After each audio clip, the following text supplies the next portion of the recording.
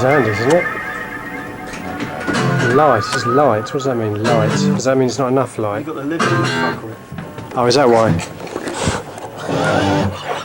Oh, sorry, I just had to let you have it. He doesn't miss his chance when he gets it.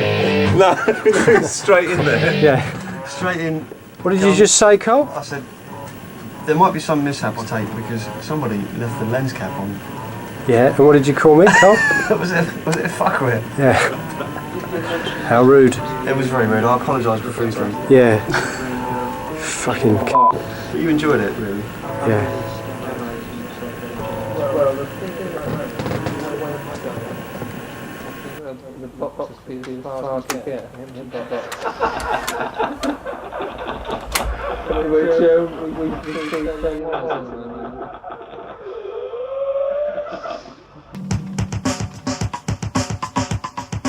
Porcupine Tree started off as basically a kind of solo bedroom experiment. I mean, it was just like me having fun in my little bedroom studio at my parents' place. Well, actually, at the beginning, it was like almost a joke. I was something I was going to put out there and pretend it was this obscure kind of 60s psychedelic experimental pop group, and which is why I ended up with the name Porcupine Tree, because I wanted something a little bit psychedelic and kind of a bit silly, a bit zany. So I kind of got stuck with that name. Anyway, I started off making cassettes, released a couple of cassettes just by selling them through mail order. One of the cassettes came to the attention of a label called Delirium Records, who were just starting up. To cut a long story short, they ended up putting out a vinyl album collected from the first few cassettes I'd done, which did very well, picked up radio play, got some press. So Porcupine Tree very quickly became something which actually had the potential to be something more than just a kind of bedroom experiment. And I started to take it much more seriously. And 3 albums in, I decided, okay, I need to put a band together. I need to go and play this music live if it's going to reach a bigger audience. If it's going to continue to build up, then it needs to be a proper touring kind of entity. So I put the band line-up together just by using musicians that I already knew and that I worked with, like Colin from my hometown, Hemel Hempstead, Richard Barbieri, who I'd already worked with in No Man, Chris Maitland, who I'd also worked with in No Man, and we came together and it just clicked. When I joined the band, it happened in a different way, really. Stephen just asked me to be part of the second album, Up the Downstairs, to add electronics. And so I worked on that, and then I worked a little bit on Sky News Sideways as well. We weren't really a band until Signify, and that's when the gigs started, I guess at the end of '93. In Europe, we'd gone from tiny clubs and tiny venues, with the exception, a couple of exceptions. There are a few places where we seem to do really well without, we just came out of nowhere in Italy and played to 1,500 people in Rome. But outside of Rome, we were doing tiny clubs, sometimes to sort of 30 to 50 people, and then we gradually built that up. Well, it was both fun and grim. That's how all these things are in the beginning. The hardship of getting around and trying to do gigs on a very tiny budget in very uncomfortable circumstances. But it's also a laugh, and it's also a time where the band feels the most together in a way, because it's kind of you against everything else, or you against all the circumstances, people and places and environments, everything. It's tough. But as with any band, I think that's when bands are really strong. We'd supported, I can remember Gong, Hawkwind, Dream Theatre, Marillion, Sonic Youth. We supported Amondal too. We got a bit of a reputation as a live act, and we had definitely built up an audience of people that would come and see us. It was almost impossible to tour America because it was so expensive just to get everyone there. I think we'd done one tour on a real kind of shoestring budget and still managed to lose money. So I think it was a situation where we knew that if we wanted to be able to tour internationally, that we would have to have the support of like a major record company.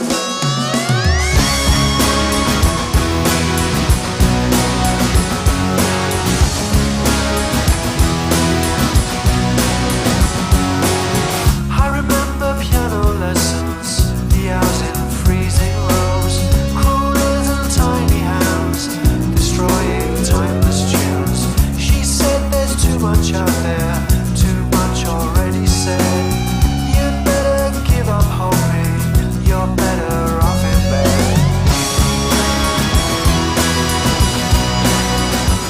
So by the time we were doing Stupid Dream and Lightbulb Sun, the music was becoming a little bit more accessible as well. Stephen was kind of more into kind of pop music in a way, and the whole construction and compression of a great song in a shorter form. And we all really enjoyed working around those parameters. And it started to build from there. From Signify, recordings, Lightbulb Sun, Stupid Dream. That was kind of the whole second era, what I would say, of Porcupine Tree.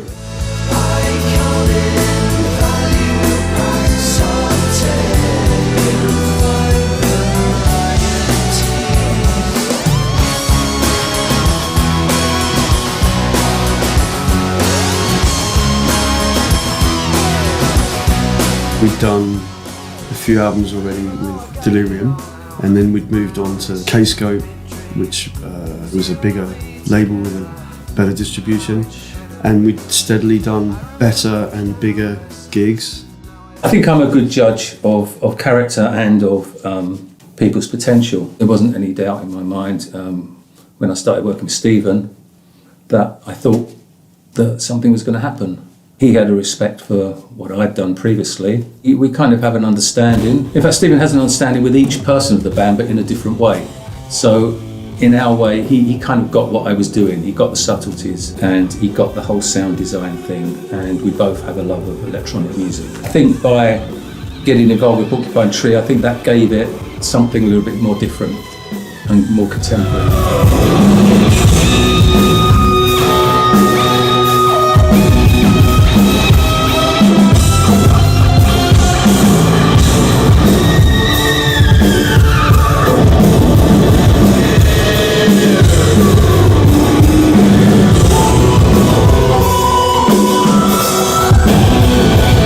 It was a very steady, slow building process of making music, releasing albums, doing fairly small scale touring, but keeping faith with a small but very loyal audience and allowing it to build up in a very kind of organic word of mouth way. And then we arrive at this point where we're about to record in Absentia, and that was obviously, this album was a very big record for us. It kind of changed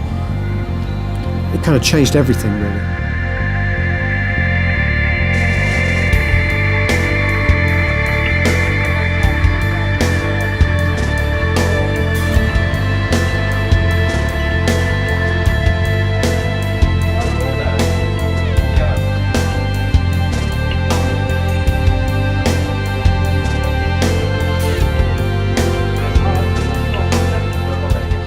Got the attention of people that thought they could make serious money out of us, I guess, because you don't get a major label deal because somebody loves you. Artistically, I think developed as well.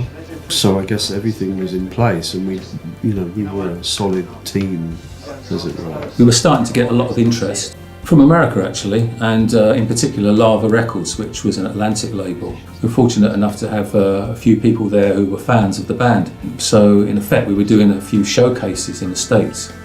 And it ended with quite an important gig at the Bottom Line. What's next? What's next?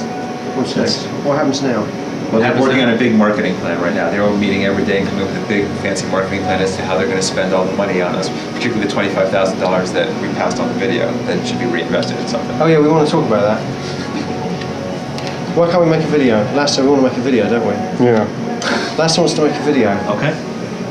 Hi, how you doing? No, not that kind of video. He wants to make a promo. Our English manager was a guy called Richard Allen, who'd been actually initially the boss of Delirium Records, and he kind of ended up being the manager of Porcupine Tree by default when we moved to other labels, because he knew the band and he knew the background and all that stuff. So one day this guy called Andy Leff, American guy, full of all the American blah, blah, blah, calls up Richard and says, I think the band's awesome and I can get this band a record deal if you give me the chance. I think there was a lot of discussion about it, about whether this was, something we wanted to do. And I was like, me personally, I was like, yeah, completely. So I was like, yeah, let's give this guy a chance. I've got nothing to lose. So we met him. We gave Andy Leff the opportunity to help his band because we needed help, especially outside of the UK. When you're working and dealing with people in the States, you need a different kind of approach on a business level. Richard Allen had been great on all levels for us in the UK and in Europe, but he wasn't the right, and I'm sure he'd admit it, he's not the right kind of persona to walk in to a room in the States and start, basically bullshitting, which is what it's all about. And Andy was your archetypal kind of American manager, very forward, very proactive, very willing to talk up the band. He was a fan of the band as well, so. To his credit, he did what he said he was going to do. And he went out and he got us this record deal. And so Andy ended up being the manager of the band for the rest of its, the rest of its duration. I can't say enough bad things about managers all my life. Right the way through the industry, I've just had bad experiences with managers. And I can't say I've ever met the manager or had any experience of a manager who genuinely looked after my interests, whether as a solo artist or as an artist within a band. But anyway, that's business. Business, unfortunately, is always a part of it. There's always a friction between the American sensibility and the English sensibility. Americans always tell you that everything's going to be amazing and you're going to have a guitar-shaped swimming pool before the end of the year and all this stuff. English people are always like, yeah, right, bullshit, And so there was always a little bit of that going on. I'm not attracted to people that are interested in money. I like people that are ambitious. They say, yeah, we can do this and we can do that and we can sell lots of records and we can sell out these venues. But at the same time, I've got to understand, I've got to believe inside that these guys are, number one priority for them is to do it with integrity, and it's about the art. And all the people I've ever worked with, almost without exception, would fit that description. He was very good at telling us what we wanted to hear. But he definitely give him his due. He had a bit of positive energy. That first tour we did, I think it was, if I remember rightly, it was all based around a festival we did in Pennsylvania, and the festival was kind of paying for the whole tour. And the last show we did was this show in New York at a club called The Bottom Line. Yes, I mean, at that stage we were happy to do anything, to be honest, just to go to America and just play. Also, pretty soon we got on a support slot with Yes. Yeah, again, it was, we had the whole thing of it being quite tough. I think we were travelling around in an ex-Greyhound bus with a couple of characters who couldn't navigate. So we would end up kind of going in different directions, and you'd end up in a town and then actually pass it and realise that's where you were playing, and it was, yeah, again, very funny. By that time, Porcupine Tree had a bit of a following in New York, particularly. We had a following. So it was completely packed. When Andy Karp came along from Lava to see this show in New York, he saw there was this venue that was completely full of people that knew every word of every song. And I think he was quite impressed by that. That kind of swayed him in a way. So that tour was really important, and I think we were also a really good live band. We were even by that time we had been touring a lot, not a lot, but we'd done a fair amount of shows by that time, and we'd learned our craft. And I think we were quite impressive as a live band. Yeah, it turned out fine, purely because of the strength of the band, the performance and the vibe of the group. Opportunities like that don't come along that often, and also it was quite a surprise. I think it'd been going on for some time that we knew there was some interest, and we knew that we were perhaps due a bit of a break. I think we would have signed with any record label in the States if it had shown interest. We were more keen to sign with them just by the fact it was Atlantic Records, a historic label. That felt really exciting. There was no doubts from our side. We were really happy to proceed with it. These are things where it's just a chance and you have to take them. Well, Andy Karp was very, very enthusiastic about the band, and I knew that. And when he met us, he was polite and gracious and very easy to talk to. I guess we knew we weren't going to get a better offer from anybody else. He was the kind of person, the wish list A&R guy, it seemed at the time. So we were very lucky in a way to have someone like him working there at that time that kind of got it. I can't say it really worked out for him that well, because we didn't sell millions of records for him, but we did okay. And I think of all the bands that label signed around that time, I'm going to bet we're the only one that people still remember, because Lava Atlantic signed a lot of bands around that time, and I can barely remember the names of most of them. So I think, in a way, he was kind of proved right. We're the band that kind of endured, you know, our legacy endured. He was going to sell this kind of weird experimental album-based music to the millions of, you know, unwashed across America, which was a lovely dream, you know, and we kind of all had it at the time. We got the deal, and that's where things started to change, and Stephen started making preparations, I guess, for In Absentia.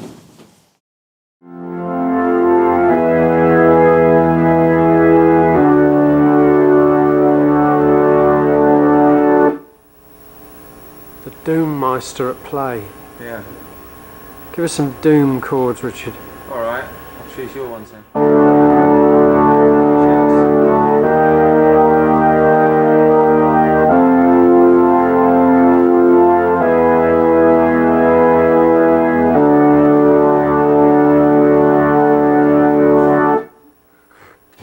The main thing that happened around the time in my kind of, not so much in my personal life, but certainly in my listening tastes, was that I really developed an interest in metal music, and quite extreme metal music. And I think it was quite an exciting time for heavy music. I mean, I was working with the Swedish band Opeth and learning a little bit more about how those guys think about music and how they make music. And that definitely rubbed off on my own writing at that time. And I think what was really important is because there was this long period between the previous two records, Stupid Dream and Lightbulb Sun, which were almost made back to back, I mean, made literally within months of each other, which I think is like 2.5 years or something. I suddenly had all this time, and I had all this time that I was able to write a lot more music than I would have written for previous albums. I mean, I wrote about 20, 25 songs, and even those songs went through lots of different sort of stages of development, you know, changing them, altering the arrangements. I remember a song like Heart Attack in a Lay-By, for example, started off with like full drums and heavy riffs, and eventually the version I arrived at was this very stripped down ballad, and it's interesting to see how those songs develop when you have the time to reflect. I was really impressed, really strong. I mean, Stephen had taken the demo process quite a long way. I didn't used to like, because I always wanted to be involved in shaping the arrangements or kind of having more input. But sometimes when he presents a demo and it just sounds really good, then you know, you can't really argue with that. If I hear something and it sounds great, then I'm not going to play over that part if it's already sounding really good. So that's the way I looked at it, and I just thought the material was really strong. All of us had very wide tastes. I can remember that we were driving around on the previous tour and listening to a lot of Meshuggah in the van, and we all liked it, you know. Interested in it had this kind of brutality on the one side, which was new for Porcupine Tree. It's quite a hard, heavy sound, but also this beautiful side to it as well. The bass player Colin embraced it straight away because he always loved heavy music. He'd grown up with bands like Killing Joke, so he loved that kind of brutal sound. So he was encouraging me. Richard, I think, was worried, not because he didn't like it, but because he was not sure how the keyboards would kind of integrate into this new sound. And to his credit, he found a way to integrate his keyboards into it in an unbelievable way, you know. Again, very innovative way to find ways to use electronic music and keyboard textures within the context of heavy sound is not something I think any other keyboard player I can think of would have been able to do that the way he did. So he kind of, you know, I think once he found his place within the music, he loved it.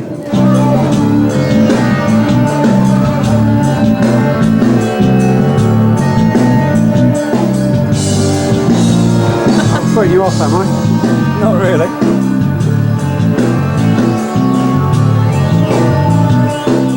I'd say it's one of the hardest albums of Porcupine Trees to integrate what I do into that. But I think it's one of the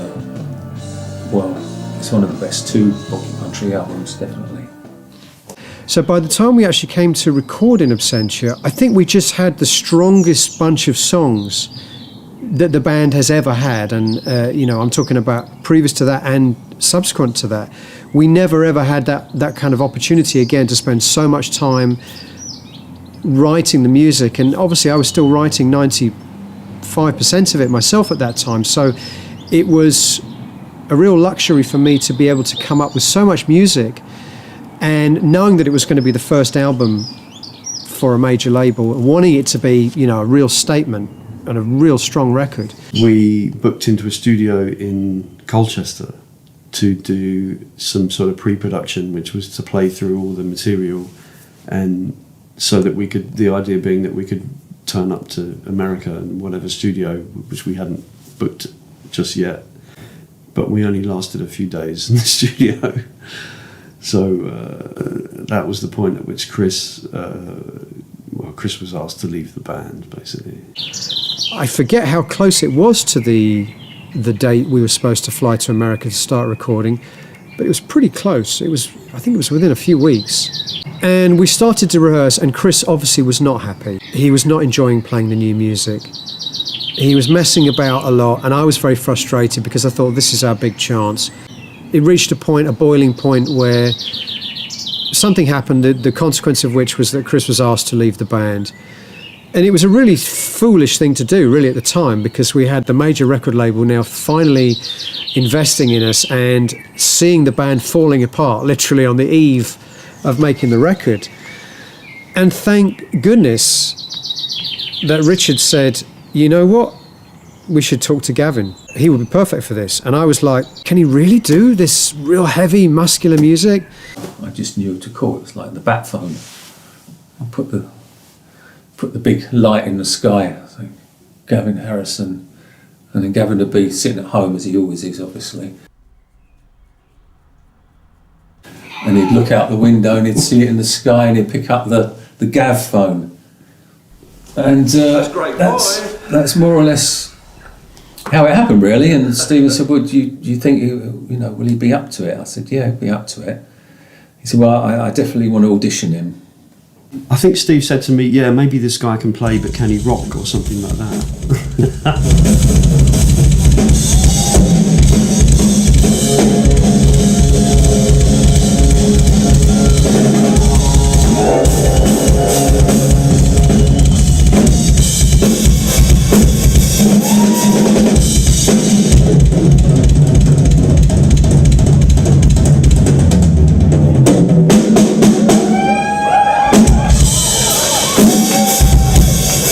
In 1986, I was on tour with Iggy Pop for his Blah Blah Blah album and tour. Later on, just working as a freelance professional drummer, really, and worked with a lot of pop stars, like Paul Young and Lisa Stansfield and Level 42. I had quite a go in Italy, working with some Italian stars like Claudio Baglioni and Eros Ramazzotti, just doing tours and sessions, that sort of thing. And in 1990, I met Richard Barbieri. We were both working for an Italian singer. And we stayed in contact, we stayed friends, and I think we worked on another couple of projects in the mid-90s. I knew Gavin through knowing Jacko. So we'd met each other quite a few times, and I'd heard a lot of the stuff he'd done, and Jacko would always be singing his praises. In 2001, Richard invited me to go and see Porcupine Tree play at Shepherd's Bush Empire in London. And I went to see the band. I didn't know anything about them. And after an hour, I thought, that's enough, isn't it? So, I didn't know any of the songs or any of the things, so I got a general impression of what it was about.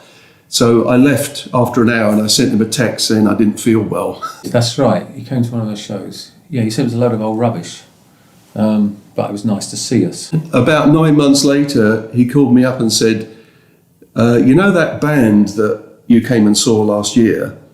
Well, our drummer's just left. Are you available in about 4 weeks' time to come to New York and play on our record, which was in Absentia? We'll just pay you as a session musician and you can come and do it like that. And I said, yeah, okay.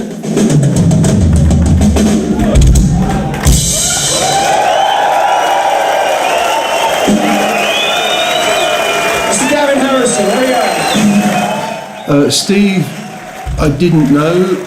Colin I'd actually met a couple of times because he worked in a local music shop, and he was also a student of a very good friend of mine called Martin Elliott, a fantastic bass player. So I didn't know Steve at all, other than the fact that I'd seen him, at the concert the year before. I thought he was an arrogant really. So I made Richard and Gavin book a rehearsal studio so that Gavin could play through the songs. And this is like about a week before we were due to go to America. So it was really, that hadn't gone well, it would have been a fucking disaster. The whole thing would have been fallen apart. History would have been different. But of course, history tells us now that Gavin completely nailed it. And by the end of the first song, which was Blackest Eyes, I was like, this guy's amazing. And this is exactly what this band needs. He should be part of something that is going to showcase what his talents. Because I think previous to that, he wasn't known enough. He should, he really should have been known. The sense of relief, you cannot imagine the sense of relief. Being able to call up Andy Leff and say, don't worry, everything's going to be amazing. That was a very bittersweet time, the bitterness of losing a member, but then the sweetness of knowing that, this is going to be better than ever now. I think Steve was nervous that we'd get to New York and I wasn't the right kind of drummer. So I think that put his mind at rest. And then within about 2 weeks later, we were off to New York to Avatar to record that record. That was a really scary few weeks. The few days between Chris leaving the band and me hearing Gavin play Blackest Eyes, that period of time, however long it was, 2 weeks or whatever it was, I couldn't sleep, and I was scared. I thought, look, I've got the best set of songs I've ever had. We've got a major record label behind us. The guitar-shaped swimming pool beckons, and I've just fired the drummer. It was a weird time. But of course now it's all, water under the bridge, as they say. Bloody hell, do you do it? Oh, zoom, there we go. Oh, there we go, I've sussed it. I might film, yeah. I'm going to film in it. We were recording at a studio called Avatar Studios, which is a legendary studio. It has a legendary room, which is the room we were recording in. Very live-sounding room, and we wanted a big live drum sound, and it sounded Gavin playing in that room just sounded fantastic. Only one. Okay, this is Gavin, our new drummer. Go for it, Gavin. Show him what you can do, mate.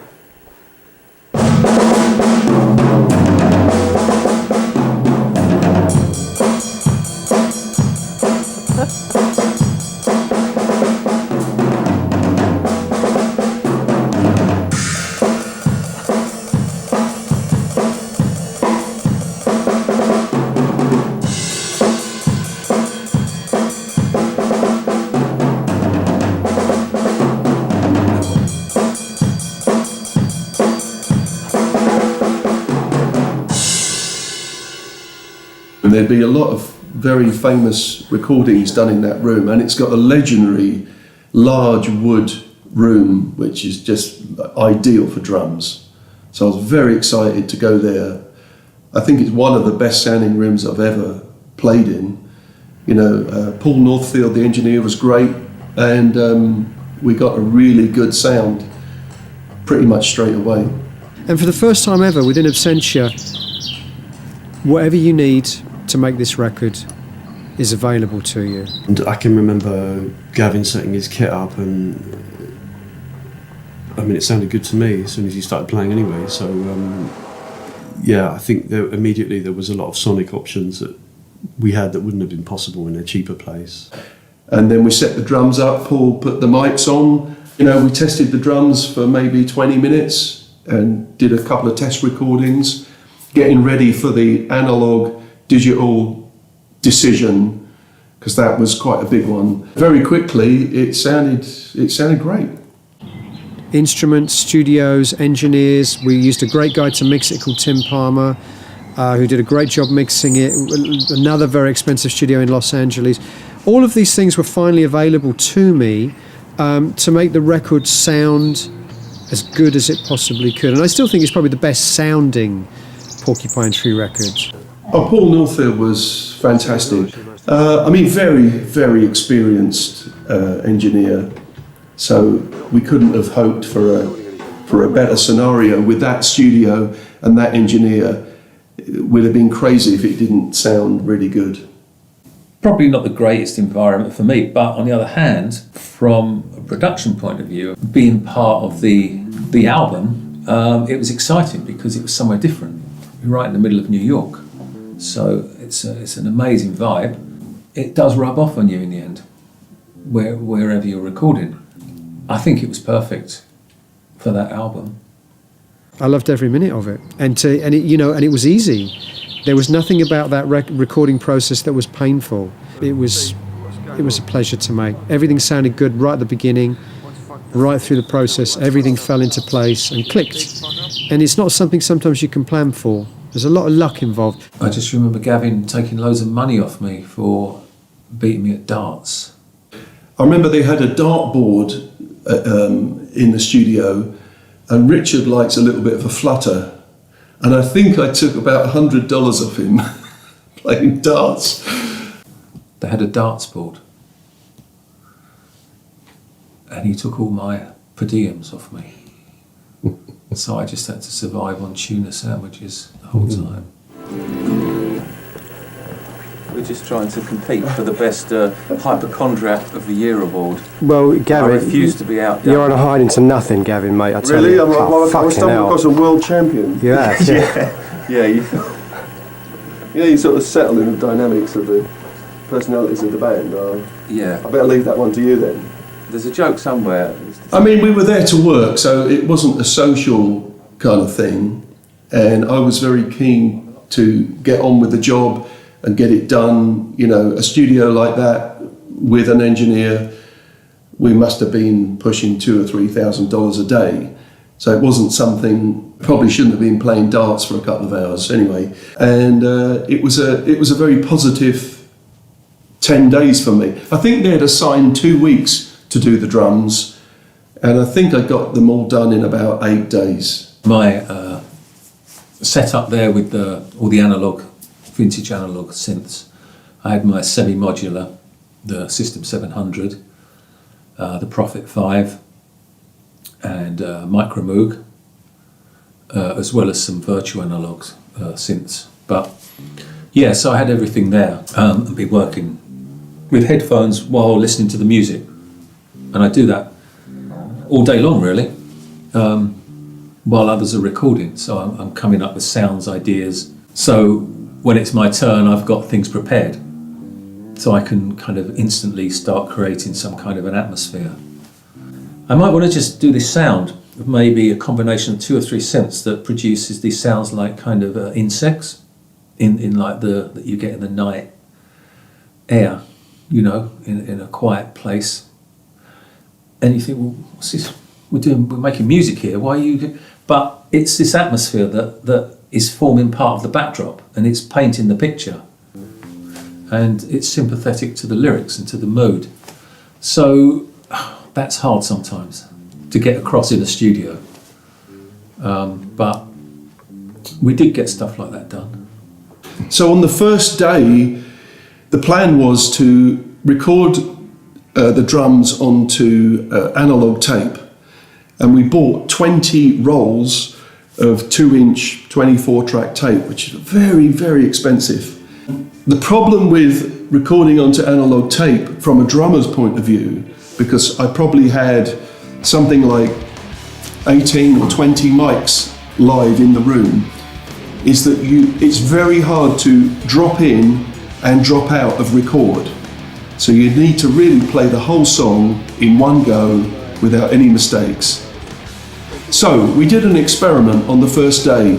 You know, how many times do you get a chance to be in one of the world's finest studios and do the most perfect A/B test? So we sent all my drums to the analog tape machine. Simultaneously, all the drums are also going through Apogee converters and onto the computer for hard disk recording. I played Blackest Eyes, and then all of us, we sat there and compared the two. the digital version versus the analog version. And all of us picked the digital version. There wasn't even a contest. It was so much better.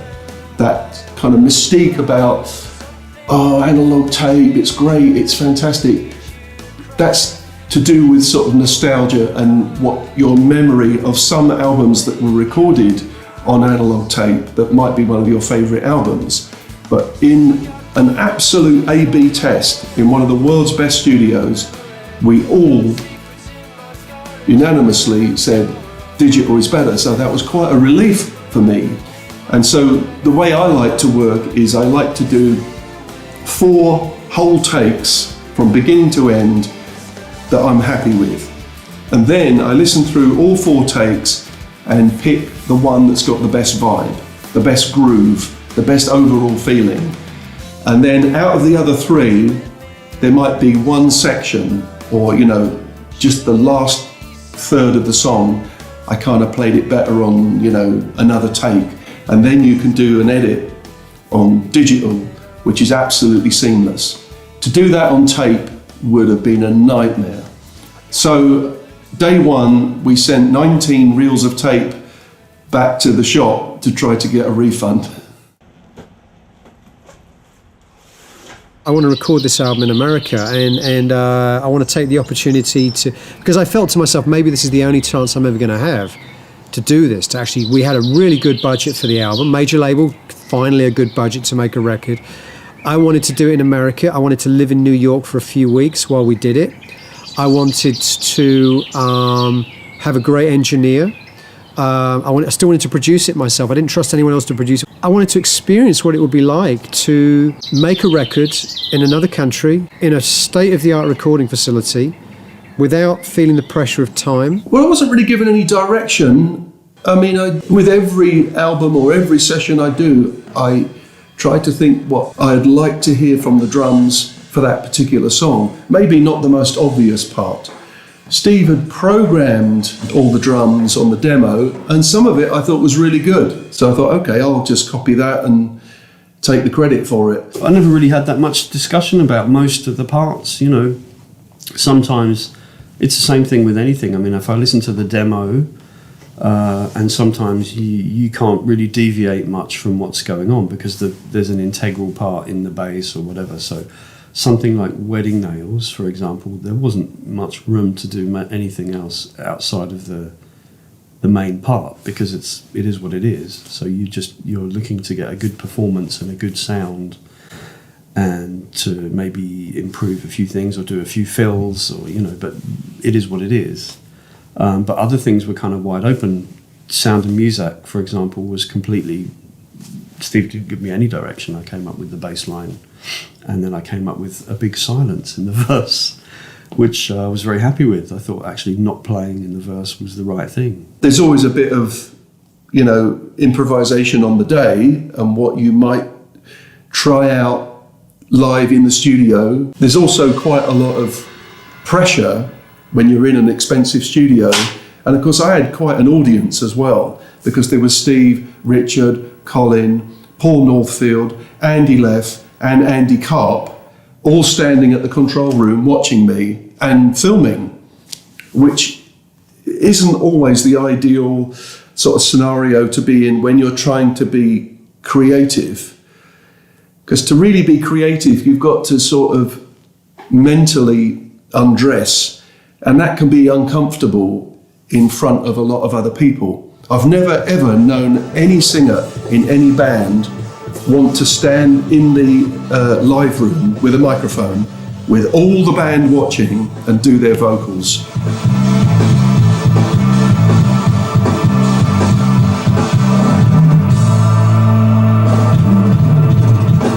Playing more metal-based music was quite a hard thing for me to do, but I enjoyed doing that. And it led to Steve introducing me to the music of Meshuggah, the fantastic Swedish metal band.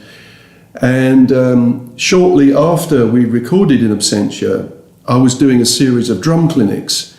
And I said to Steve, look, I'm going to write a piece inspired by Meshuggah because it would be really nice to play with that sort of thing. So I wrote this demo and I said to Steve, could you bring your guitar round and track along to this thing so I can play for drum clinics? And that turned into a song called Futile, which might be one of our heaviest pieces we ever wrote and recorded.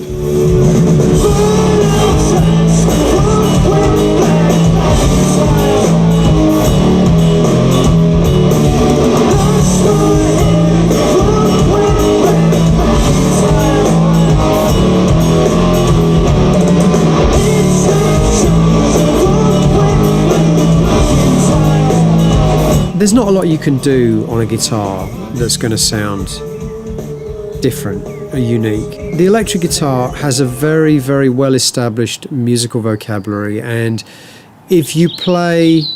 I was playing in drop D tuning, which means that you just drop the bottom string down one whole tone. You can play heavy riffs with the bottom three strings, open strings, and you can just bar them. And Blackest Eyes is one of the dumbest, most obvious examples of that. And it's one of those things I can't believe someone hadn't written that riff already. In fact, they probably have. You probably find something where it sounds very similar. Because there's only so many riffs you can write on a guitar. And I think that's part of the problem with rock music right now, is there's nothing left to say with the electric guitar. There is nothing you can say with the electric guitar that hasn't been said before. Every riff has been written. Jimmy Page wrote half of them, Tony Iommi wrote the other half. And there's very little else left, you know. But there was a couple I was proud of on that record. I think the riff on Blackest Eyes is it's a good one. In that particular genre, it's a good drop D heavy metal guitar riff. It's fun to play live. And likewise, Creator Has a Master Tape. It had a very straight bass line that didn't really have any room for, room for improvement. In a sense, there was nowhere else to take it. It had that kind of insistent groove, and that's kind of part of the track, so I wasn't going to change that. Some of the other tracks had a bit more freedom, or a bit more open to interpretation, I guess you'd say. But it's a judgment call. It's you and the producer, if you like. But I didn't really have any big discussions with Steve about stuff. You can be the crummiest DJ in the world, right? But as long as you can do this, you'll get the audience on your side. And there's something about that with heavy metal riffs as well. Otherwise, it's all pretty standard drop D metal fare. Fun, but hardly innovative. I think what was innovative about the record was taking those elements and combining them with the other things, the songwriting, the more textural elements, the stuff that Richard was doing, sound design, the big harmony vocal choruses, putting like harmony vocal choruses together with big dumb metal riffs. That was different. That was what hardly anyone else was doing. That's where the innovation, I think, is in Absentia. Gravity Islands, I just did what I wanted. In fact, I think we ended up keeping my original sort of demo take, the first thing I played, because it just fit, and there was nothing to be gained by doing it over and over again.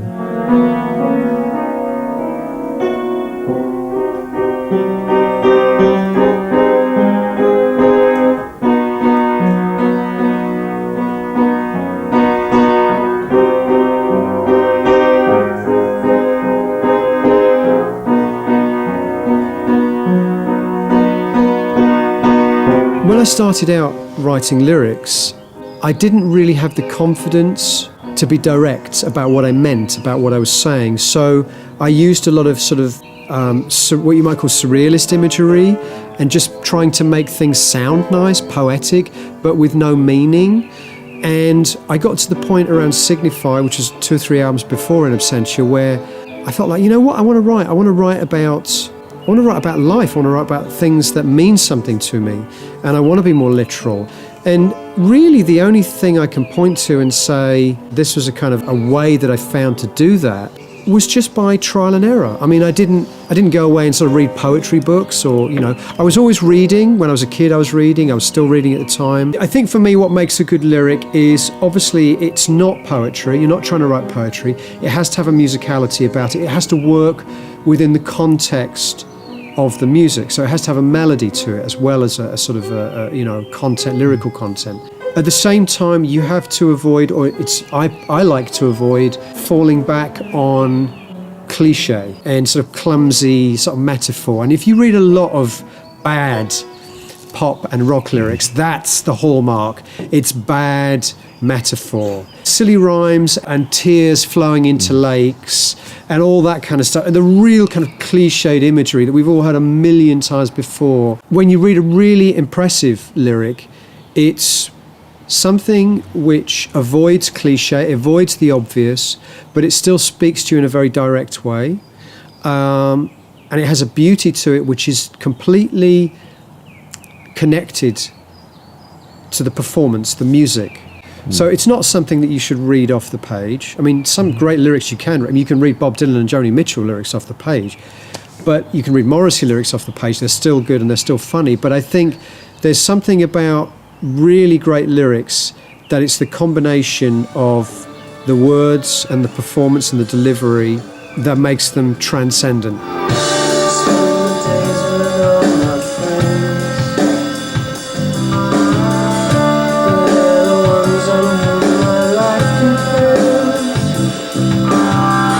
You know, it's like trying to bottle lightning. I mean, you can't really put your finger on what it is, but I think what you can do is, if you're a good artist as opposed to a not very good one, is that you still produce a lot of shit and you still write a lot of cliched crap, but the point is that you know it's cliched crap and you throw it away and you start again. I still write songs which are not so good, but you know, sometimes I have to go with it because it just sounds good in the context of the music. And that's the other thing important about writing songs. I think sometimes you have to allow yourself to go with a, say, not so great lyric because it rocks in context. Somehow it sounds right, it rocks. Simplicity sometimes is the only thing. Finding the spaces within that material was key. I'm not a musician who has to kind of play all over something to kind of denote my worth to the piece of music. If something is sounding great, then I'm not going to do something for the sake of it. Also, if you can respect the spaces, even when there is a space and you think maybe I should do something here, but if it's just right, then just leave it. Because it's the spaces between events that make things more interesting.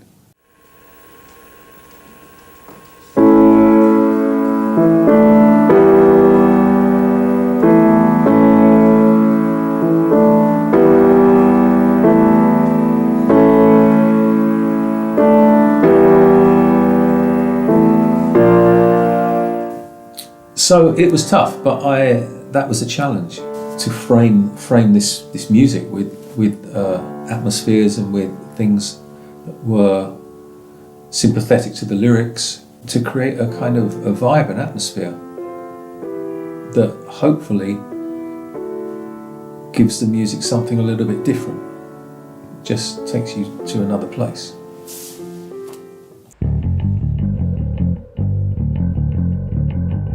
Around the time of Absentia, I was reading a biography of a very famous British serial killer, actually two British serial killers. There were a couple called the Wests, Fred and Rosemary West, and I read this wonderful book called Happy Like Murderers, which was very different from most serial killer autobiographies because it was written from the perspective of the victims. And it was really some of the victims that survived, for example, and it was really eerie to kind of see the story unfold from that perspective. And I mean, I've always been fascinated with serial killers ever since my mum, you know, had books about serial killers around the house, and I would pick them up and I would immediately be captivated. And some people think that's really quite, you know, twisted to be interested in that kind of stuff. My kind of reply to that is that I think in many ways we're always most fascinated with the things that we have the hardest time understanding. So I'm fascinated by all facets of human psychology and life because I don't understand them, because I'm trying to understand how someone could have so little empathy for another human being that they could treat them like a toy to be used, abused, and then killed and discarded. That for me is fascinating because I don't understand it and because I have no empathy for those people at all. And I was reading these books and I was absolutely captivated, fascinated by it. There are people like this that really do walk the same planet that we do. That kind of is the main concept running throughout, and it resonates very strongly. The horrific kind of side to it comes through in some of those tracks. I didn't really pay a lot of attention to the serial killer stuff. The whole. We all read the Fred and Rose West books on the bus on the previous tour, except for Gavin, of course, who wasn't there. So I knew about this kind of obsession that he had with the serial killers and stuff. But I mean, it's not like it's a concept album, because you've got a song about the music biz in the middle and a song about 9/11, and I don't know if that really is true to say it's a concept album that all hangs around a serial killer. And so a lot of the songs ended up exploring that kind of subject matter, also extreme, appetites for things like violence and sexual violence, but at the same time trying to make the songs still have a sort of poetry to them. Stuff like Strip the Soul, just try to introduce this kind of brutal, ugly kind of sounds and just this uncomfortable sort of atmosphere.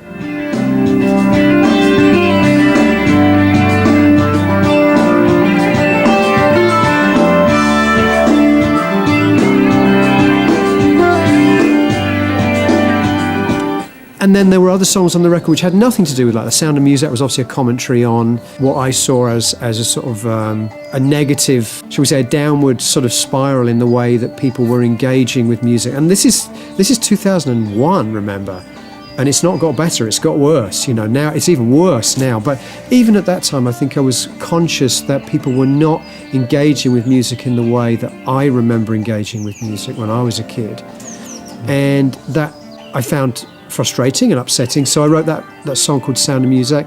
The music biz, it wasn't something it wasn't a subject I thought was worthy of ranting. Although Sound of Music's definitely kind of come true, actually. It was quite prophetic of him. The sort of music has definitely been devalued, certainly in the last 25 years. So I can see that where he came from with that one.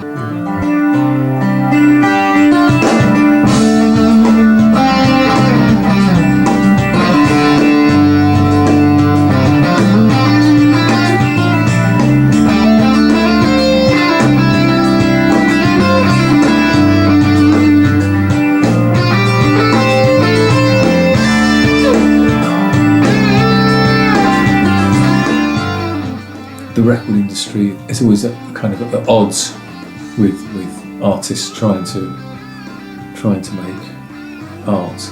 It's worse now, for sure. There wasn't too much to complain about then. Now we see what we're presented with at the moment. In fact, going back to the 70s, it was great because record companies would just give you large sums of money to record albums and of course you'd be ripped off with the royalty rates, and you'd struggle to ever pay back that amount of money invested, but the investment did allow you to go into studios, to go on tour and to make these albums, and it got you a lot of artists to the point where they had a profile, and that was then a career, and you would never get that step up in today's climate.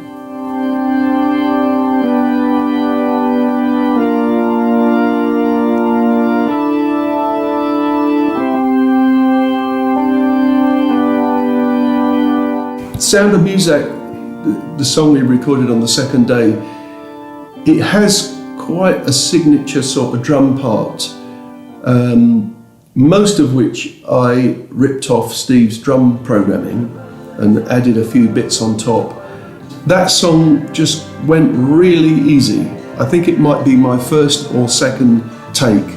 I didn't even bother doing 4 takes and thinking about editing. I think within 2 takes, I felt like I'd captured what I wanted to play on that song, and it just felt right. It was a nice day.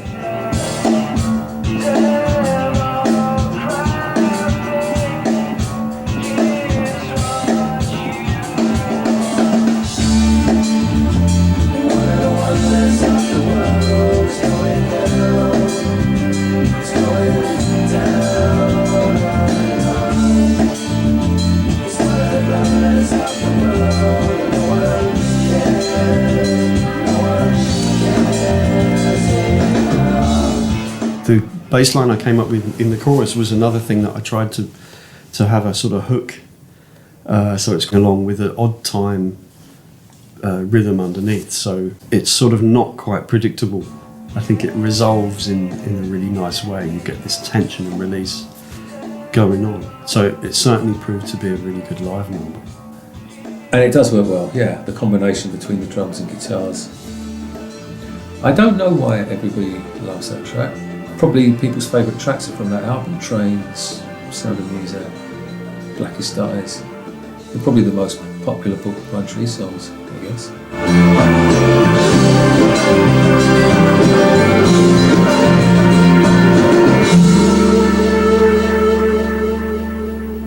And then some of the other songs on the record were just sort of short stories. The Heart Attack in a Lay-By was about a guy that's had an argument with his partner, and he's driving home and he's going to make up with her, and it's going to be this wonderful kind of reunion and reconciliation, and he's thinking about what he's going to say to her, but he doesn't realise that he's never going to make it home because he's literally dying in a lay-by at the side of the road. He's having a heart attack and he doesn't even know it. And I thought that was such a sad, beautiful, tragic, but very emotional subject to write a short story. A lot of my songs I think of as short stories, and a lot of them have unhappy endings. Unfortunately, that's just me. I pull off the road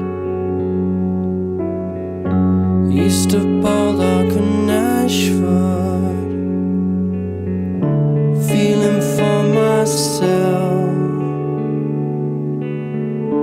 in the light from the dashboard.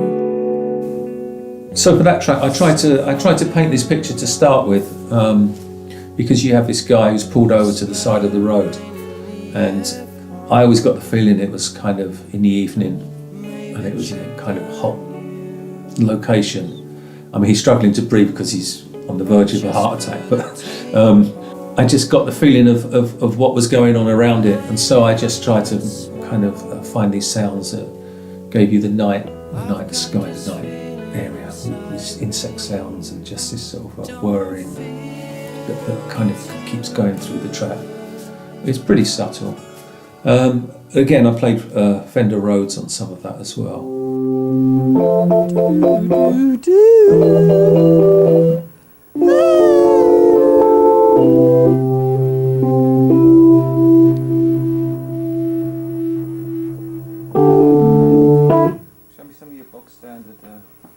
No, show me some of your chops. I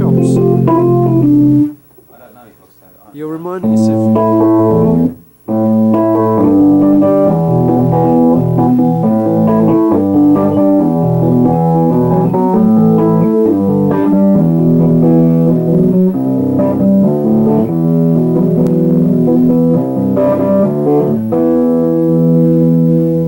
So it goes F to D once before it goes into the cycle where I play, doesn't it? F sharp to D once. The first time, and the second time it goes twice, yeah. Well, that was another song where I just play very simple notes and I just concentrate on getting a nice sound, a good or appropriate sound on the bass, but it's another very long note.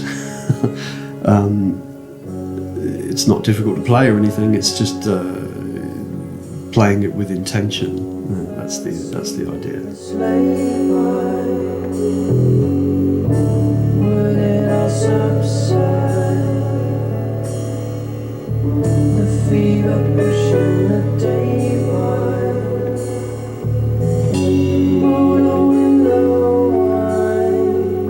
I like Heart Attack in a Lay-By.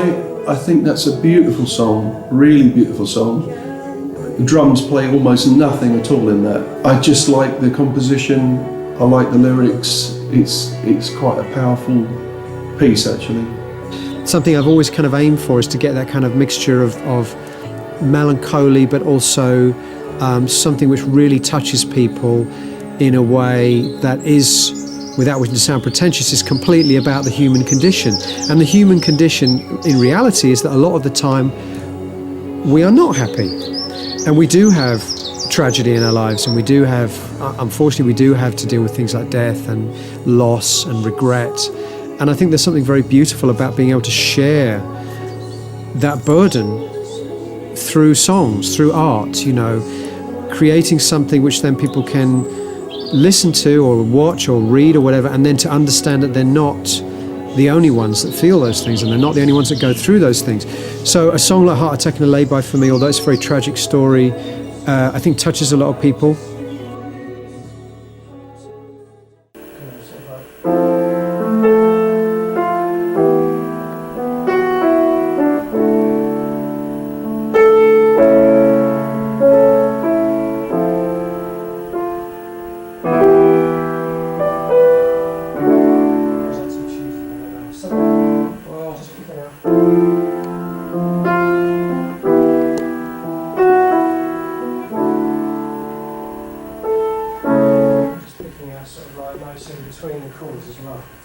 Well, Blackest Eyes would be probably the track at that time where if somebody said to you, what's Porcupine Tree's music like, and you sum it up, I'd just tell them to play that track, because that kind of had a little bit of everything that was part of Porcupine Tree's kind of signature sound in a way. It had the new kind of heavier riffing, the powerful drums, good song, good concept. It had the middle section, which I did most of that middle section and created this kind of vibe in a short space of time, and a little bit as well towards the end. All compressed within quite a short amount of time, and that kind of was the art of that album, I think. I'm not someone who is consciously aware of technique when I'm drumming. I don't think about my technique when I'm drumming. I try to just think about the music, and I guess the technique, as you start to play heavier, you just find a way of doing it. Your grip changes, you might choose bigger drumsticks, and you just find a way to make it work. And I suppose my drumming style changed from the period of joining Porcupine Tree. I did start to hit the drums harder and play louder and more aggressively than I'd ever done before. I think it's a great body of material. I think all the songs are really wonderful, but there are certain songs that for me that just came out sounding even better than I could have hoped. Blackest Eyes, definitely. Creator. I think when Gavin played the drums on Creator, it suddenly made a song that for me I wasn't sure about. I was like, yeah, this is going to be killer, you know. Put that right here. Okay. I like to zoom in and zoom out. He's so prepared. He's like so on top of every nuance of this.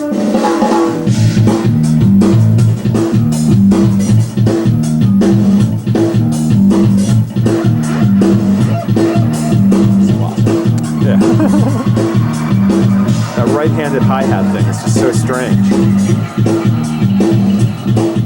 That one, I used 3 hi-hats for. So when you play really fast, and traditionally your hi-hat is on the left, and if you play really fast and loud, it's very hard to hit the snare drum consistently hard whilst your right hand is over the top.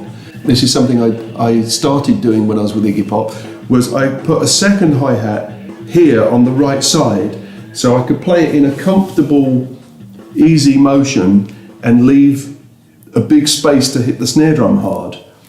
And then if I want to play an open hi-hat, I'd have to, because this one's permanently closed, there's no pedal to it. It was just 2 hi-hats clamped together.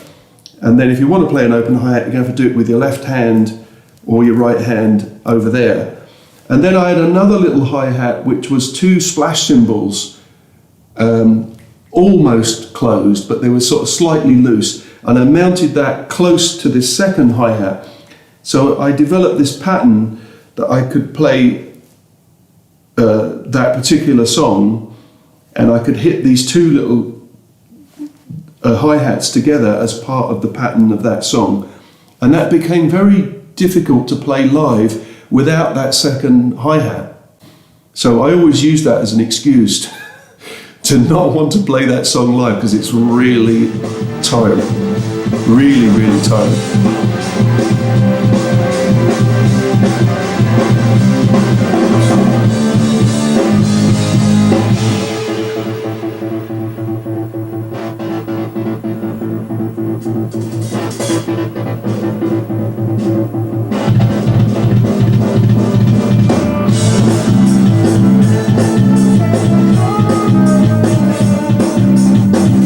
The very first show I ever played with Porcupine Tree was at the Middle East Club in Boston, and Steve thought it'd be a great idea if we started with Creator Had a Master Tape, and he said, why don't you go on and play about 32 bars on your own, and then we'll come in. So that was the very first thing I ever played live.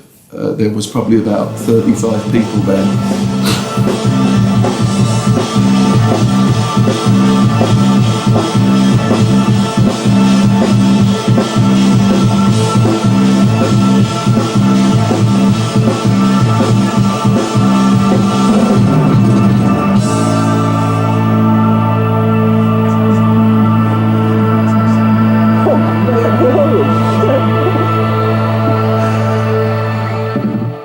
Collapse the Light into Earth came out great. I mean, I think it's only me on that track on the album. There's a couple of tracks on the album that's just I think Collapse and Lips of Ashes. Maybe Richard's doing some electronic stuff. They're very much similar to the way I demoed them, those two songs. They didn't really change much in the studio. I'm very proud of those two songs. Lips of Ashes is a beautiful piece. I remember adding lots of textures to it. Stephen already had this beautiful kind of, I think it's a dulcimer. It's like an affected dulcimer with Swampton reverb. Produces this beautiful sound, and that's predominant throughout. I think mainly I did all this kind of high atmospherics above. There's a lot of kind of filtered, kind of like stringlines. So a lot of kind of stuff going on up there, and then I think I introduced this quite deep, low sub-synth about halfway through, that suddenly kind of you can feel in your stomach. That worked pretty well. But I think again the main sound there for me is this dulcimer thing that Steve played. I thought Collapse Light into Earth was a very powerful piece of music. I mean, I don't even play on that one, but it was a very powerful song. And when you know what it's about, it makes a lot of sense. On September 11, or the 11th of September, as we say in England, I was home and I was in my studio and I was working on a song. I don't remember what the song was, but I do know this, that about 2 days later I wrote Collapse the Light into Earth, which is the final song on the record, and it was kind of, for me, it was a requiem for 9/11. It wasn't a song about 9/11, it's a love song, but there's a feeling imbued in the song which is absolutely, for me, to do with 9/11. It's like William Basinski's Disintegration Loops. It's got nothing to do with 9/11, but there's a quality in that music which somehow connects with that time and that event. It's my song that I associate, and I think a lot of the fans also associate with the feelings that I had in the few days after the world changed forever. The world changed forever. I was in my studio working on a song. I probably never finished that song. I probably should never have finished that song.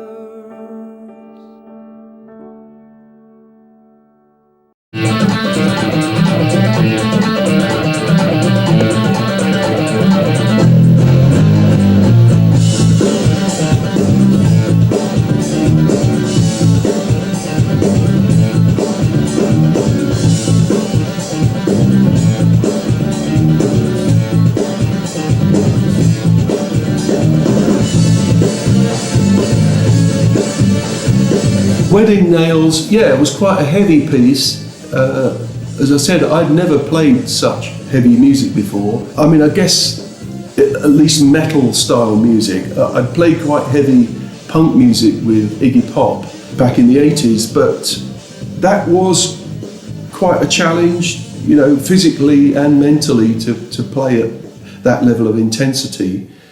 And also when we played it live, there were quite a few songs that were really hard to pull off live because of the amount of energy and stamina you need to play the drums in that style.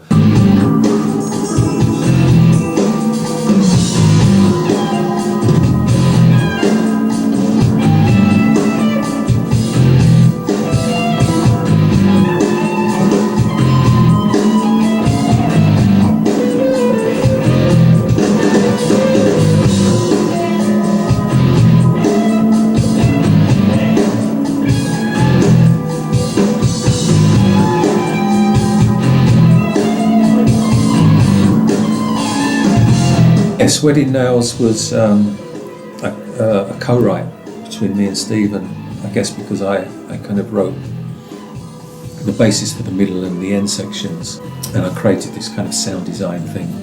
Stephen already had this space put aside and had certain atmospherics going, but I tried to kind of take these sounds into the cellar, so to speak, and make it very dark.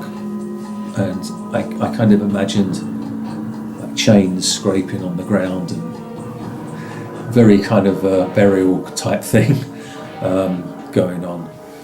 And I used my sister's musical box that I recorded and kind of affected through the synths, and kind of warped that sound and used some of that.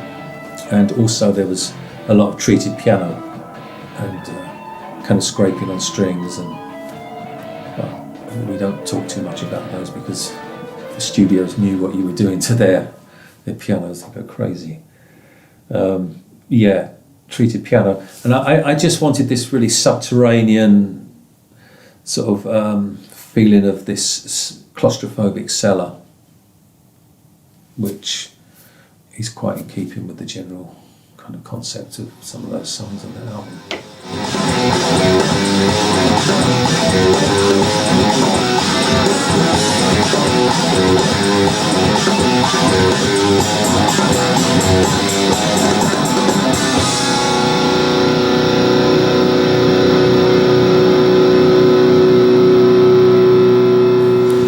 So Strip the Soul was, I can remember doing a version of Strip the Soul where I had an interesting pattern in 6 on my drum machine, and I came up with the bass line.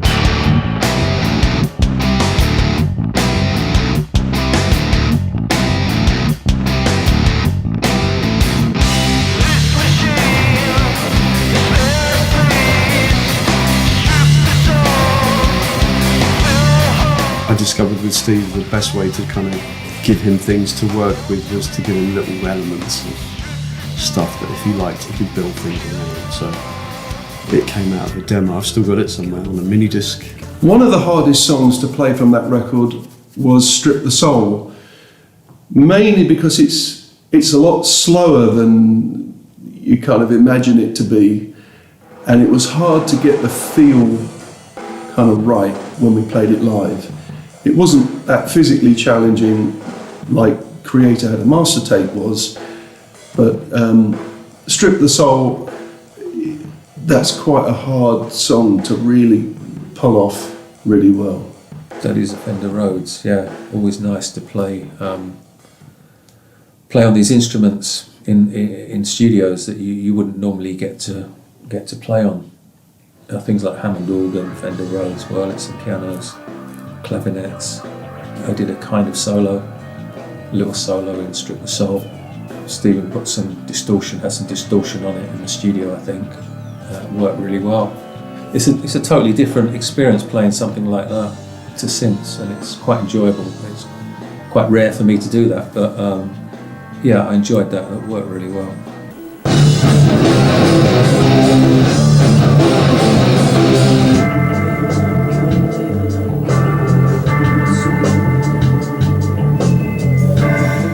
And we went round and worked on it together, and he'd had a couple of other things going on around it, and then I did something else to that track that he had at the time, and that became Dot 3. that was all built around the other bass line that I came up with. And dot 3 is beautiful. The orchestra, the whole vibe of it is just really, really nice. It has this kind of slight massive attack feel to it, sort of laid back kind of feel, and this whole textures and orchestra just sort of washes over you, really. I could listen to that for ages. But there's a funny thing that happens when you repeat things over and over again, is that you start hearing the detail and you can get locked into a rhythm. It's one of the things I enjoy about playing the bass is having a repetitive. I like the idea of repetition in music. In certain places it's very powerful. There was one song I thought was going to be one of the best songs ever. It was a song called Drown With Me.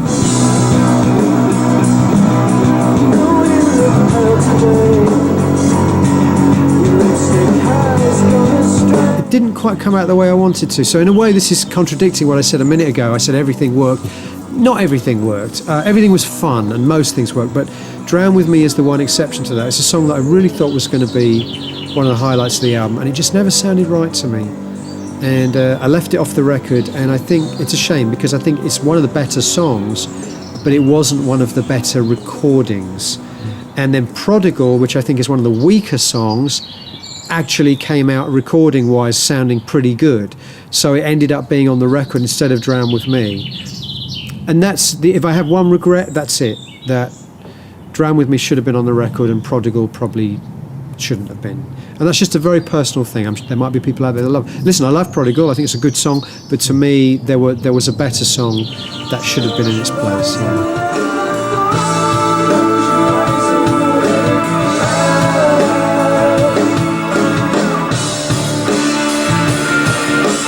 Prodigal, there was a moment where I had a chance to do what I call a rhythmic illusion. A rhythmic illusion is something that you can superimpose to give the impression to the audience that the tempo has changed, or the place, the downbeat where the 1 is, has also moved. It is an illusion. I'm not really changing tempo or moving the downbeat. You can give the impression that you're changing a downbeat by something called displacement. So you play exactly what you would play in a normal, let's say, 4/4 beat, but you just start it in a different place in the bar.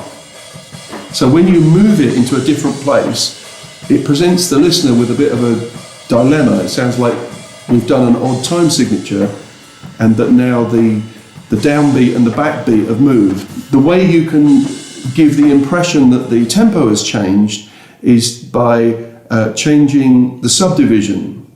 So let's say you're playing in 8th notes. If you start to play in triplets and then you keep the spacing of the bass drum and the snare drum the same, it will sound like you've slowed down or sped up in a weird amount, usually 2/3. So it gives the impression that the tempo's changed. It's just an illusion. And I used a little bit of that, a tiny bit of that in Prodigal.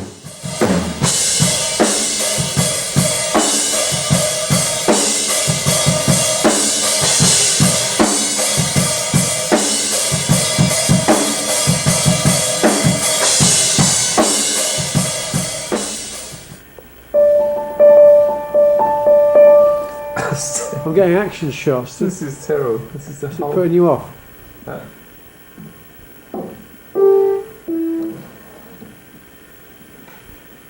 I hate being at the piano. The keyboard solo on Gravity Eyelids, yeah, I'm very happy with that. I'm not really a soloist as such. I'll play solos. I don't know how much they qualify as solos in the rock world. Yeah, that was my usual kind of approach of the Prophet with distortion and a lot of noise modulation as well, which interacts really nicely with the pedal. Also, towards the end of that solo, you can hear a kind of like this laser gun type thing. It's just actually swapping through patches and then going back to my solo sound and then swapping through more patches. So I mean, I just try to do abstract things during the solo. And that worked quite nicely, I think, and it worked live as well. I was very conscious of the length of note. You can play a note and then you can let it ring. It's another thing that people don't think about very much, but some players don't think about it very much. You can play a note and let it ring and hold it and then stop it, and you get the space. And I was kind of thinking about that with Gravity Eyelids, with the slides. I'm not playing anything particularly difficult, but it becomes powerful in a sort of intention in the way that you play it, and that was kind of what I was aiming for.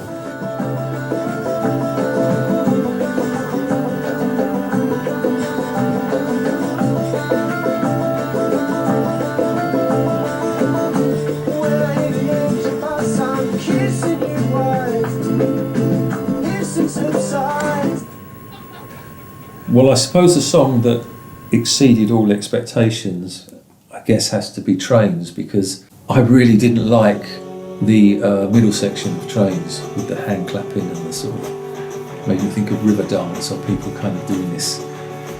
And I just really didn't like it. But it's become like the most popular thing. And having played it hundreds of times, it's the highlight of the show where all the audience join in and everybody loves it, and it's become this. So, I mean, I was so wrong about that. Let him have it, Richard. Let him have it. No, I don't think that works really. What does it sound like? Dishes? Yeah.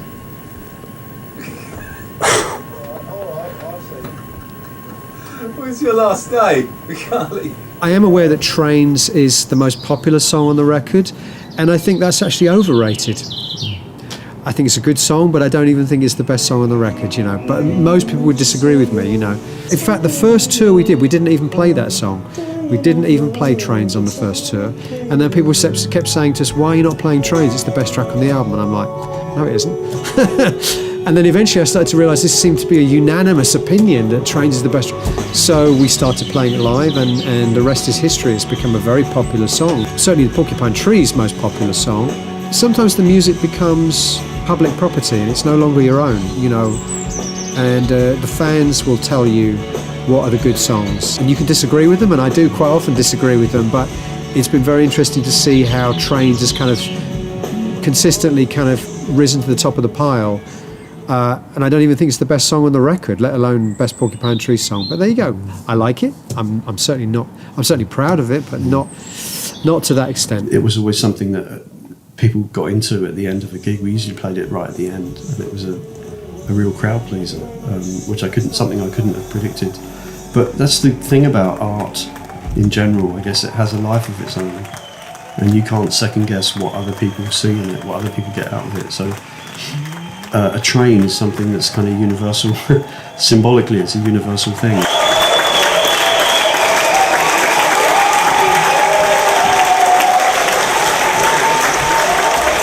I'm still writing songs about nostalgia for childhood. It's one of the tragic things that when you're a child you don't appreciate it, and then when you're grown up you spend most of your adult life wishing you were still a child, wishing you could go back and kind of enjoy it for what it was, which was an incredible time in your life when you have no responsibility.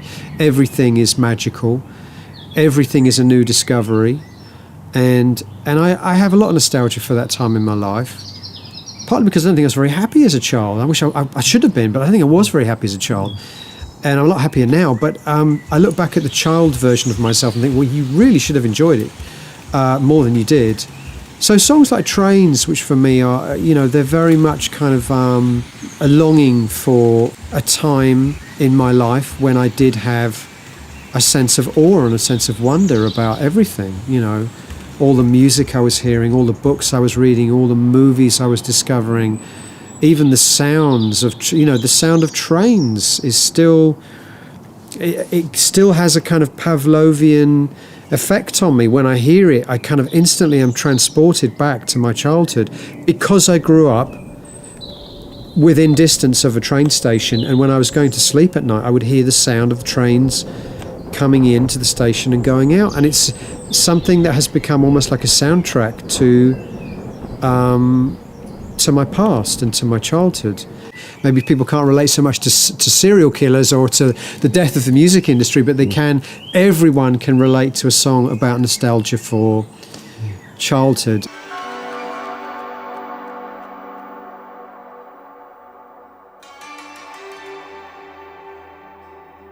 I can't imagine any more space for anything else somehow. It still surprises me how many tracks are on that album. I think when I was putting together the final running order from In Absentia, I already knew what the first song and the last song was going to be. I think as soon as I'd written Blackest Eyes, I knew it was the opener. And as soon as I'd written Collapse the Light, I knew it was the closing song. The rest I didn't know. And I can't really explain how sequencing an album works, except that you just instinctively know.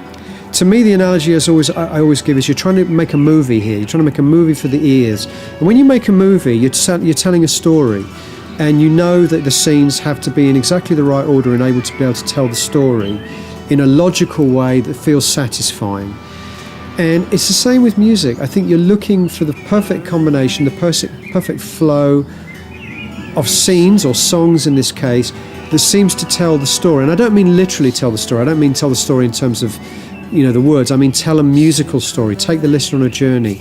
And I think if I'm good at anything, and I don't think I'm good at everything, I think I'm terrible at some things, but I think one thing I am really good at is being able to sequence albums and songs. I think that is something I'm good at. Partly I think because of my love of cinema and movies and the kind of internal logic that movies have to have if they're going to work. And I've always felt that way about music too.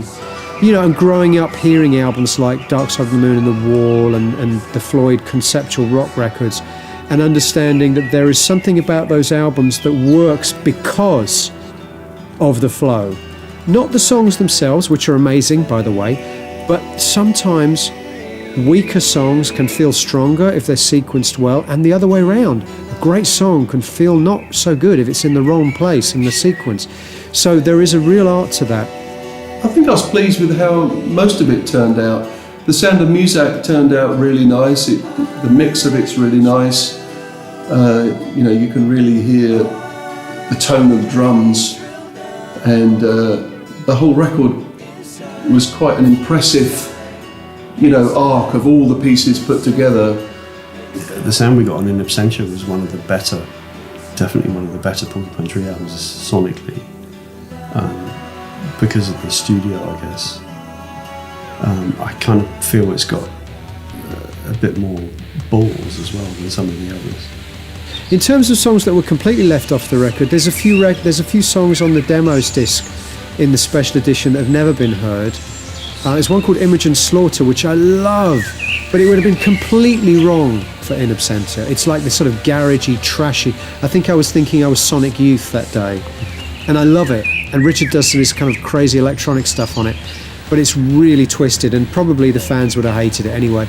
Not that that's ever stopped me, but it wouldn't have fitted on In Absentia. There's a song called Watching You Sleep, which is a really pretty song, which I never even considered as a possible for the album. I don't think I even ever played it to the rest of the band, but I discovered it while I was excavating the session tapes, and I listened to it and I said, you know what? It's a good song. People should hear it. I think bands always make their best albums, or most distinctive albums, when there's a massive change in direction, be it an upheaval or be it a new kind of way of doing things. I had that in my other band, a change from like the first two albums to an album that we did called Quiet Life. Suddenly, this sophisticated kind of sounding album, and I kind of see In Absentia as that kind of change as well. The songwriting, how it was sonically, the use of orchestra, the use of various instrumentation, the kind of very defined concepts, the artwork, everything came together. And in a way, it was condensed to the point where you could have 11 or 12, I don't know how many songs on there, 12 songs. I think that was the art in that album. And I think that's why it will stand as one of the best, if not the best, Porcupine Tree album. But overall, I think we made the right decisions with the track listing and what was left off and what went on. I think that was the album itself stands up as a strong. It's kind of meaningless these days in streaming, but from beginning to end and the sequence and everything, I still stand by the decisions. Open your eyes now. Hear me out before I lose my mind. I've been waiting for hours. Let the soul flow.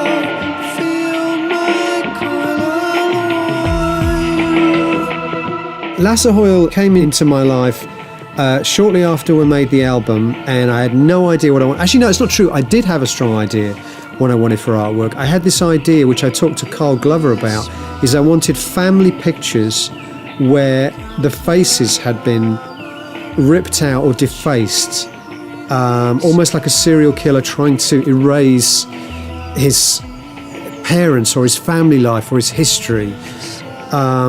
And I had this idea, and Carl did a great mock-up of it, but everyone hated it. And I understand why, because although conceptually it was strong, it just didn't look very sexy. It just didn't kind of pop as album artwork. And this is we're well into the era here now where it's all about CDs. And at the time, actually, no one was buying vinyl even, so it was going to be that big. It's that big. So the problem with my idea that Carl mocked up was it was too conceptual. It didn't leap out at you. The thing is that I remember that artwork, it took a long time actually, because we had a few iterations of different, maybe even a couple of different designers giving us ideas, which I don't think anything particularly resonated with me. I can remember before being sent loads of photographs of sort of suburban American families, and it's not something I can relate to because it's not part of my background. It's big American cars, and it didn't work. Whether that was a conscious decision to sort of appeal to the American market or not, I have no idea. But it didn't do anything for me. So we were looking for something really strong, and then one day my manager Richard Allen said, "Oh, this guy called Lasse Hoyle has contacted me from Denmark, and he sent me some of his work. Would you like to see it?" And I said, "Yeah, what the hell." He sent it over, and I think it might even have been the first image I looked at. Was the blue head image, and I said to myself, I might even have said it out loud, I said, "That's the cover. That's the cover. There it is. Serial killers, an album about serial killers, an album where you are talking about people who are somehow psychologically damaged. This is a perfect image without being crass. You think about how a death metal band would have interpreted that. It would have ended up looking really crass and really sort of, childish, sorry death metal bands. And this was to me, this was a really classy and not obvious way of representing mental health and people who are sick, mentally sick. And it was perfect. If I remember rightly, it was in that weird place in Denmark, in Copenhagen, what is it called? Christian. Yeah. He came in, I thought it was somebody who'd come to murder us. I was really scared, because he had this really imposing sort of presence. But it was the start of working with Lasse for right up until the last album. And I remember ringing up you, Lasse. We started talking about movies, and straight away I knew Lasse was somebody that I could have empathy with and would understand if I started to explain to you what I was thinking, what I was writing about, what I was looking for visually. I knew straight away you would get it. And it's just a shame that you turned out to be so talentless. But, I've basically had to sort of stick with you because of, for old time's sake. But at least you produced one good image, which is the one you did for an Absentia.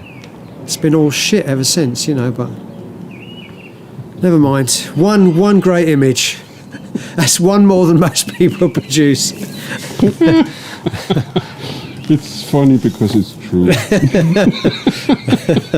It's not true, Lasse. Lasse's been like sort of the fifth person in the band, really, because not only the covers and the photography, but the way the live show has progressed and with the production and everything. People relate to it, and the videos. When you hear the music now, you can see the visuals, especially on Fear of a Blank Planet as well, that came after. I mean, just starting from the point of the cover, which, there we go, got it to hand. I mean, that is, what more do you need to say? In a way, it's like the music, it's very to the point, it's very direct, and it's got the concept all there. I don't like that part, where we look like dug up corpses.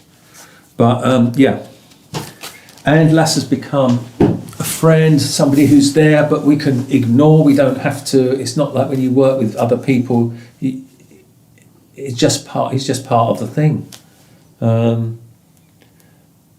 And that's the way it's been ever since, and ever will be. Yeah, exactly. It's the TARDIS.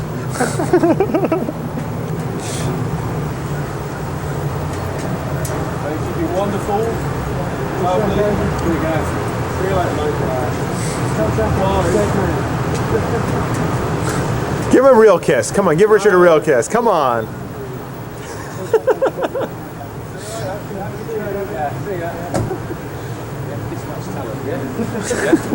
This much talent.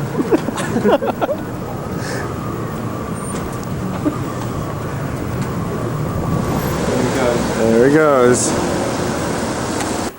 Well, I think Stephen was very keen to have Gavin join the band after the sessions. So I mean, already when we were in New York making this album, there were, I guess, negotiations going on behind the scenes. Andy Leff was in awe of Gavin, the record label, Andy Karp, and I guess Stephen wanted it settled so that he knew that there'd be a band going forward. I don't recall it being a difficult decision. I think it was a very easy decision to make because he'd done a really good job with the recording. Also on a personal level, he was kind of, easy to get along with, or so we thought. He was easy to get along with and didn't seem to be any kind of issues in that department. I came back from New York and the other three guys stayed another few weeks, and when they got back we had a meeting and they asked me if I would join the band, and I didn't really understand what that meant. It's like, yeah, okay, I'll play in your band, but I had never been a member of a band before, like a partner. I had spent good 25 years working as a, independent freelance session musician, and I thought, well, maybe it's time to see what it's like being in a band. Maybe this will be an interesting thing to do. And he was right to join, because he's now internationally renowned. It's all because of us, all because of me, really. It turned out all right.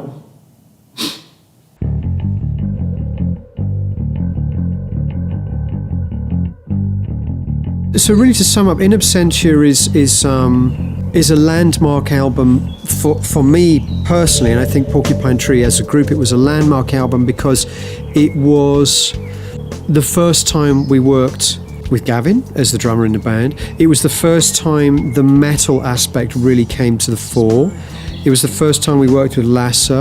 It was also the first time we started to experiment with things like visuals and videos on stage. It was the first time we made a record in America and focused very much on America, touring in America.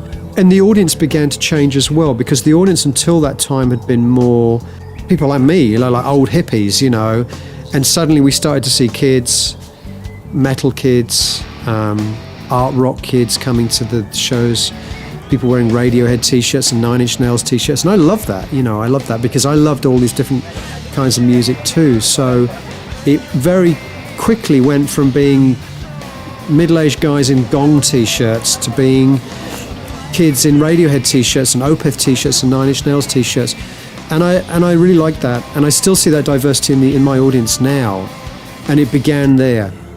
So it was very much an album of beginnings. With Porcupine Tree, with either lineup, with both lineups, it's probably the case that between the four of us, there's a single balanced entity. Because we've all got strengths in certain areas, and we've all got a slightly different perspective on things, which usually meant that a group decision, when we all agreed on something, was actually the right thing. It's all to do with how different we are from each other, really, I think, rather than that we're all on the same wavelength.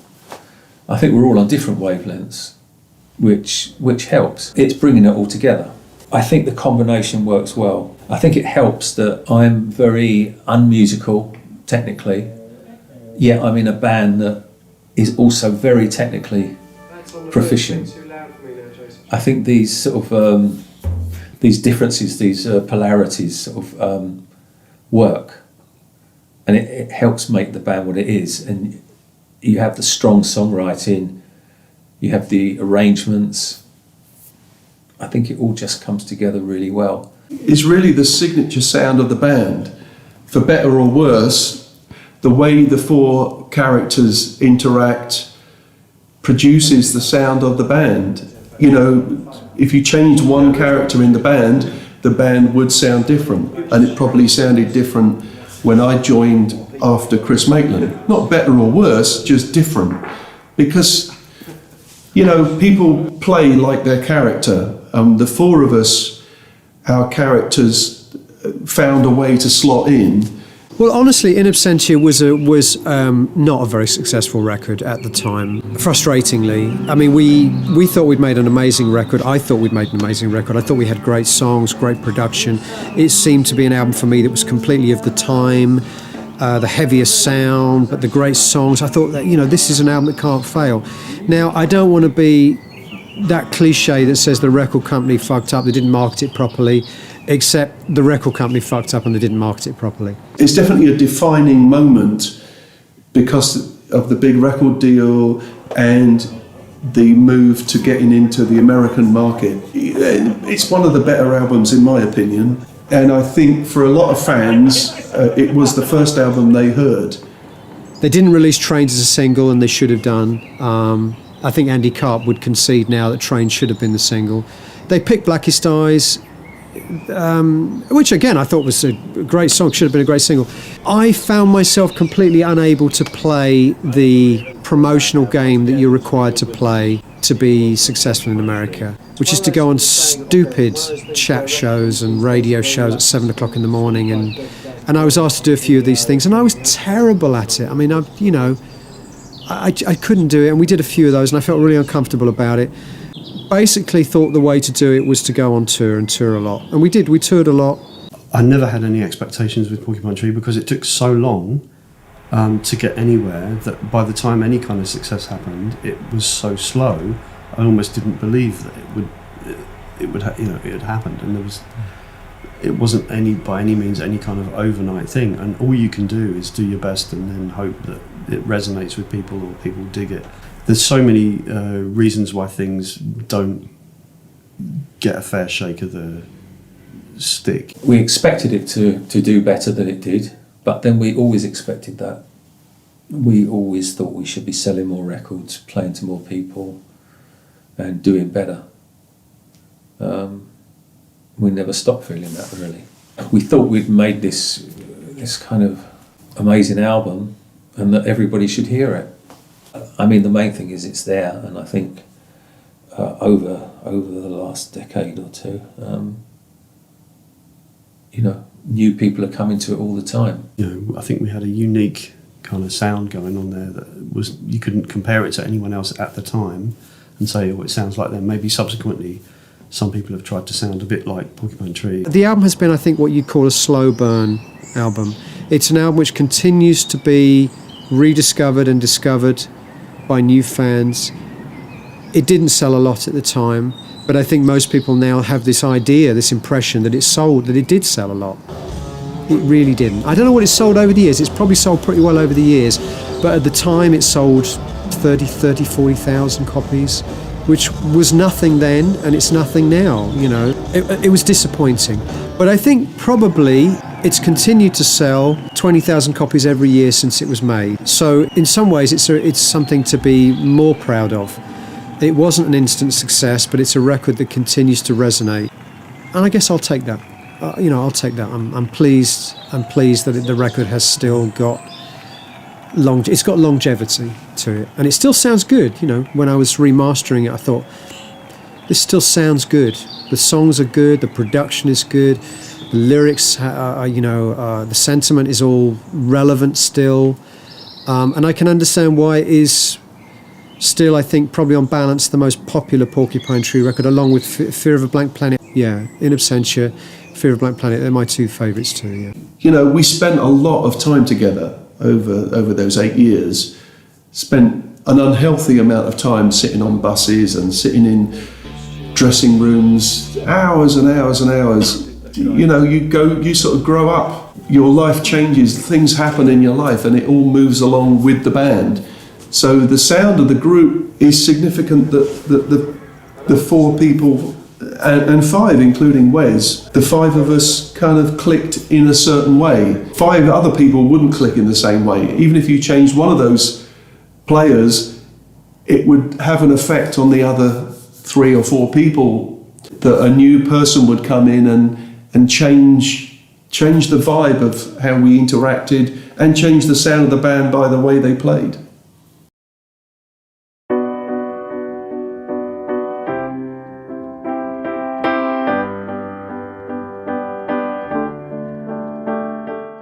Porcupine Tree ended, it was because I felt like we had painted ourselves into a corner with that kind of metal crossover sound, and I didn't know what else to do with it. And I think actually after In Absentia, although we made some great music after that, In Absentia was the peak, and there was a sense of the inevitable. 3-4 albums later, for me, it was like, okay, now I want to do something else. And In Absentia really was the defining album cycle stroke project, which for me perhaps defined Porcupine Tree, and I think defined the sound of Porcupine Tree in the minds of all the people that like that band and listen to that band, still listen to that band today. I think In Absentia, a lot of people would agree, is the defining sound of that band, and that ultimately also for me was the reason why it ended. And maybe that's not a bad thing. That's just an inevitable thing that happens when a band makes a defining record. In a sense, it's difficult to go anywhere else after that. I think the band did suffer a little bit from that, which is why I think it was absolutely the right decision to finish it when we did.